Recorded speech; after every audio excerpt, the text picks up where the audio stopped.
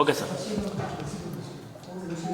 ನಿನ್ನೆ ಫೆಬ್ರವರಿ 2 ಬೆಳಗಾವಿ ಜಿಲ್ಲೆಯಲ್ಲಿ ಫೆಬ್ರವರಿ 2ನೇ ತಾರೀಕು ಒಂದು ಸೌದತ್ತಿ ಪೊಲೀಸ್ ಸ್ಟೇಷನ್ ವ್ಯಾಪ್ತಿಯಲ್ಲಿ ಇರುವ ಹುಲಿಗಟ್ಟಿ ಕ್ರಾಸ್ ವಿಲೇಜ್ ಅಲ್ಲಿರುವ ಕ್ರಾಸ್ ಹತ್ರ ಒಂದು ಮರ್ಡರ್ ಕೇಸ್ ಒಂದು ರಿಪೋರ್ಟ್ ಆಗಿದೆ.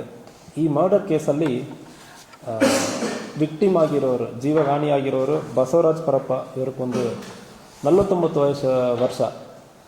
ಇವರನ್ನು ಅಕ್ಯೂಸ್ಡದ ಈರಯ್ಯ ಸಂಗಯ್ಯ ಮಠಪತಿ ಎಂಬುವರು ಕೊಲೆ ಮಾಡಿದ್ದಾರೆ.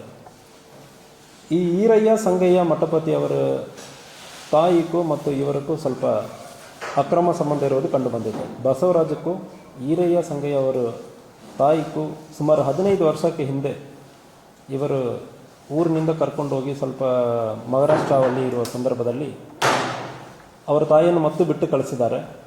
ಈ ವ್ಯಕ್ತಿ ಬಸವರಾಜ ವ್ಯಕ್ತಿ ಬಿಸಿಡೋಣಿ ಗ್ರಾಮದ ವ್ಯಕ್ತಿ. 15 ವರ್ಷ ಹಿಂದುಗಡೆ ಸಂಬಂಧ ಇತ್ತು ಮತ್ತು ಈರಯ್ಯ ಅವರ ತಾಯಿಯನ್ನು ಕರ್ಕೊಂಡು ಹೋಗಿರೋ ದ್ವೇಷ ಇತ್ತು.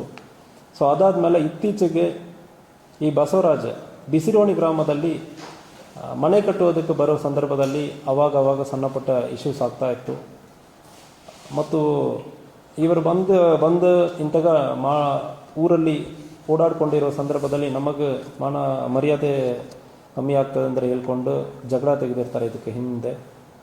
ಈ ಸಂದರ್ಭದಲ್ಲಿ ನಿನ್ನೆ ಅವರು ಬಿಸಿರೋಣಿ ಗ್ರಾಮದಿಂದ ಇಲ್ಲಿ ಹುಲಿಕಟ್ಟಿ ಕಡೆ ಬರೋ ಸಂದರ್ಭದಲ್ಲಿ ಫಾಲೋ ಮಾಡಿಕೊಂಡು ಬಂದು ಒಂದು ಚಾಕಿನಿಂದ ಬಸವರಾಜಕ್ಕೆ ತಲೆಗೆ, ಭುಜಕ್ಕೆ ಮತ್ತು ಬೆನ್ನಿಗೆ, ಹೊಟ್ಟೆಗೆಲ್ಲ ತುಂಬ ಗಂಭೀರವಾದ ಗಾಯವನ್ನು ಪಡಿಸಿರ್ತಾರೆ. ಅದೇ ರೀತಿಯಲ್ಲಿ ಇದನ್ನು ತಡೆಗಟ್ಟಿ ಮತ್ತು ಡಿಫೆನ್ಸಿವ್ ಇಂಜುರಿಯಾಗಿ ಈ ಈರಯ್ಯಕ್ಕೂ ಕೂಡ ಕೆಲವೊಂದು ಇಂಜುರೀಸ್ ಆಗಿದೆ. ಸೊ ಅದರಿಂದ ಈರಯ್ಯನು ಕೂಡ ಹಾಸ್ಪಿಟಲಲ್ಲಿ ಅಡ್ಮಿಟ್ ಆಗಿದ್ದಾನೆ. ಸೊ ಒನ್ಸ್ ಹಾಸ್ಪಿಟಲಿಂದ ಡಿಸ್ಚಾರ್ಜ್ ಆದಮೇಲೆ ತಕ್ಷಣ ಅದು ನಾವು ಪೊಲೀಸ್ ಕಸ್ಟಡಿಗೆ ತಗೊಳ್ತೀವಿ. ಈ ಸಂದರ್ಭದಲ್ಲಿ ಈ ಈರಯ್ಯ ಅವರ ತಮ್ಮ ಘಟನೆ ಆಗಿರುವ ಸ್ವಲ್ಪ ಟೈಮಲ್ಲಿ ಬೇರೆ ಕಡೆಯಿಂದ ಹುಬ್ಳಿಯಲ್ಲಿ ಅವನು ಕೆಲಸ ಮಾಡ್ತಾ ಇದ್ದಾನೆ. ಅವನು ಕೂಡ ಬಂದಿದ್ದ. ಸೊ ಇದು ಘಟನೆಯಲ್ಲಿ ಅವನ ಪಾತ್ರ ಇದೆ ಎಂಬುದರ ಬಗ್ಗೆ ವಿಚಾರಣೆ ನಡೀತಾ ಇದೆ. ಈ ಘಟನೆಯಲ್ಲಿ ಆ ಸ್ಥಳದಲ್ಲಿ ನೋಡಿರೋರು ಐ ವಿಟ್ನೆಸ್ ಅಲ್ಲಿ ವಿಚಾರಣೆ ಮಾಡುವ ಸಂದರ್ಭದಲ್ಲಿ ಇವರಿಬ್ಬರಕ್ಕೂ ಮಧ್ಯದಲ್ಲಿ ಹೊಡೆದಾಟ ಆಗಿರೋದು ಮತ್ತು ಚಾಕಿನಿಂದ ಹೊಡೆದಿರುವುದು ಕಂಡುಬಂದಿದೆ. ಇವರನ್ನು ಸೆಕ್ಯೂರ್ ಮಾಡಿ ನಮ್ಮ ಕಸ್ಟಡಿಯಲ್ಲಿ ಇದ್ದಾರೆ. ಸ್ವಲ್ಪ ಹಾಸ್ಪಿಟಲಿಂದ ಡಿಸ್ಚಾರ್ಜ್ ಮಾಡಿ ಆದಮೇಲೆ ಇವರನ್ನು ನಾವು ಅರೆಸ್ಟ್ ಮಾಡ್ತೀವಿ.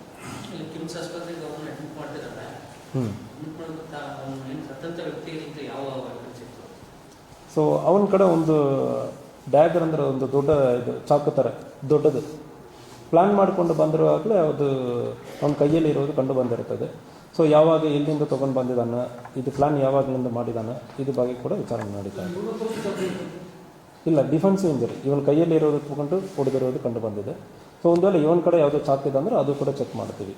ಸೊ ಪ್ರೈಮ ಫೆಸಿ ಅವನಿಗೆ ಕೈ ಕಾಗೋದಂದ್ರೆ ಡಿಫೆನ್ಸಿವ್ ಇಂಜರಿ ಅಂದರೆ ನಮ್ಮ ಒಬ್ಬರು ಹೊಡೆಯಕ್ಕೆ ಬರೋ ಸಂದರ್ಭದಲ್ಲಿ ಕೈ ತೋರಿಸ್ತೀವಿ ಅಂದರೆ ಇಲ್ಲಿ ಗಾಯ ಆಗುತ್ತದೆ. ಇಂತಹ ಗಾಯ ಈ ವ್ಯಕ್ತಿಗೆ, ಬಸವರಾಜ ವ್ಯಕ್ತಿಗೆ ಕೂಡ ಆಗಿದೆ. ಕೈಯಲ್ಲಿ ಮತ್ತು ಬೆನ್ನಲ್ಲಿ ಆಗಿದೆ ಮತ್ತು ತಡೆ ಮಾಡಿ ಮತ್ತು ಅವನು ಹೊಡೆಯಕ್ಕೆ ಹೋಗುವಾಗ ಅವನಿಗೂ ಗಾಯ ಆಗಿದೆ. ಯಾವುದು? ಸೊ ಪ್ರೈಮ ಫೇಸಿ ಅದ್ರ ಬಗ್ಗೆ ನಮಗಿನ್ನ ಕಂಡು ಬಂದಿಲ್ಲ. ಸೊ ಇವನ್ ಕಡೆ ಡಿಫೆನ್ಸಿವ್ ಇಂಜರಿ ಅಂದರೆ ಹೇಳ್ತೀವಿ, ಯಾರೋ ಒಬ್ಬರು ನಮ್ಮ ಹೊಡೆಯಕ್ಕೆ ಬರೋ ಸಂದರ್ಭದಲ್ಲಿ ಇನ್ನೊಬ್ಬರು ನಾವು ಅದನ್ನೇ ತಗೊಂಡು ಹೊಡೆಯಕ್ಕೆ ಹೋಗ್ತಿಲ್ಲ, ಅಂಥ ಸಂದರ್ಭದಲ್ಲಿ ಕೂಡ ಗಾಯ ಆಗೋದಕ್ಕೆ ಸಾಧ್ಯನೇ ಇರ್ತದೆ. ಸೊ ಅದರಲ್ಲಿಂದ ಆಗಿದೆ, ಇಲ್ಲ ಹೊಸದಾಗಿ ಅವನು ಒಪ್ಪಣೆ ಇಟ್ಕೊಂಡು ಬಂದಿದ್ದಾನೆ, ಅದ್ರ ಬಗ್ಗೆನೂ ವಿಚಾರಣೆ ನಡೀತಾ ಇದೆ. ಈರಯ್ಯಕ್ಕೆ ವಯಸ್ಸು 32 ವಯಸ್ಸು.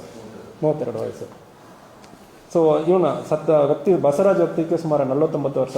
ಇವನು ಇತ್ತೀಚೆಗೆ ಅವನು ಮಹಾರಾಷ್ಟ್ರ ಕೋಲ್ಹಾಪುರ ಡಿಸ್ಟಿಕಲ್ಲಿ ಇರೋದು ಸಾಮ್ರಾಟ್ ನಗರ್ ಕೋಲ್ಹಾಪುರಲ್ಲಿ ಇರೋದು ಕಂಡು ಬಂದಿದೆ. ಇತ್ತೀಚೆಗೆ ಅಲ್ಲಿಂದ ಬಂದು ಸ್ವಂತ ಊರಲ್ಲಿ ಮನೆ ಕಟ್ಟಕ್ಕೆ ಬರುವ ಸಂದರ್ಭದಲ್ಲಿ ಅಲ್ಲಿ ಆಲ್ರೆಡಿ ಸ್ವಂತ ಊರಲ್ಲಿ ಈರಯ್ಯ ಅವನ ತಾಯಿಯನ್ನು ಕರ್ಕೊಂಡು ಹೋಗಿರೋ ಆ ದ್ವೇಷ ಇರೋದ್ರಿಂದ ಈ ಘಟನೆ ಆಗಿದೆ. ಯಾವುದು?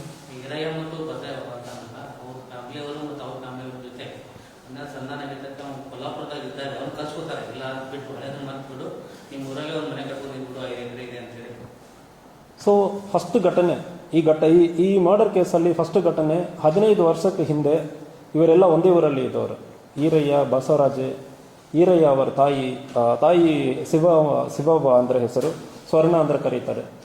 ಸ್ವಲ್ಪ ಆವಾಗ ಒಂದು ಪರಿಚಯ ಆಗಿ ಅವರ ಜೊತೆಗೆ ಈರಯ್ಯ ಅವನ ತಾಯಿಯನ್ನು ಮಹಾರಾಷ್ಟ್ರ ಕೋಲಾಪುರ ಕಡೆ ಕರ್ಕೊಂಡೋಗಿ ಸ್ವಲ್ಪ ವಾಸ ಮಾಡಿ ಆದಮೇಲೆ ಬಿಟ್ಟಿದೆ ಇರೋದು ಕಂಡು ಬಂದಿರ್ತದೆ. ಅದಾದಮೇಲೆ ಇವರು ಬಂದು ಇಲ್ಲಿ ಹುಬ್ಳಿಯೆಲ್ಲ ವಾಸ ಇರ್ತಾರೆ.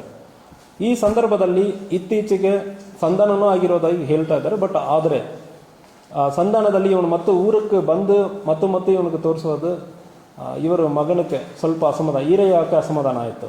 ಸೊ ನಮ್ಮ ತಾಯಿಗಿಂತ ಮೋಸ ಆಗಿದೆ, ಇವನು ಊರಿಗೆ ಬರುವಾಗ ಉಳಿದವರು ನಮ್ಮನ್ನು ಒಂದು ಅವಮಾನ ಆಗ್ತಾ ಇದೆ ಅಂದ್ರೆ ಆ ನೆಪದಲ್ಲಿ ಈ ಘಟನೆ ಆಗಿದೆ.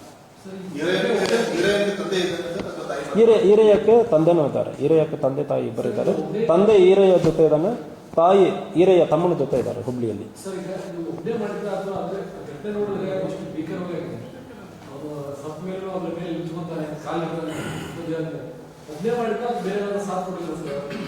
ಸೊ ಪ್ರೈಮ ಫೇಸಿ ನಮಗೆ ಐ ವಿಟ್ನೆಸ್ ಇವರೆಲ್ಲ ಹೇಳೋ ನೆಪದಲ್ಲಿ ಒಬ್ಬರು ಆಗಿರೋದಾಗಿ ಕೇಳ್ತಾ ಇದ್ದಾರೆ. ಬಟ್ ನಾವು ಐ ವಿಟ್ನೆಸ್ಸನ್ನು ಚೆಕ್ ಮಾಡ್ತೀವಿ, ಇಲ್ಲ ಬೇರೆಯವರಕ್ಕೆ ಇಂಥ ಸಂದರ್ಭಗಳಲ್ಲಿ ಆಗಿರೋ ಸಂದರ್ಭದಲ್ಲಿ ಬೇರೆ ಎವಿಡೆನ್ಸಸ್ ನಮಗೆ ಸಿಗ್ತದೆ, ಅದು ಬಗ್ಗೆ ನಡೀತಾ ಇದೆ.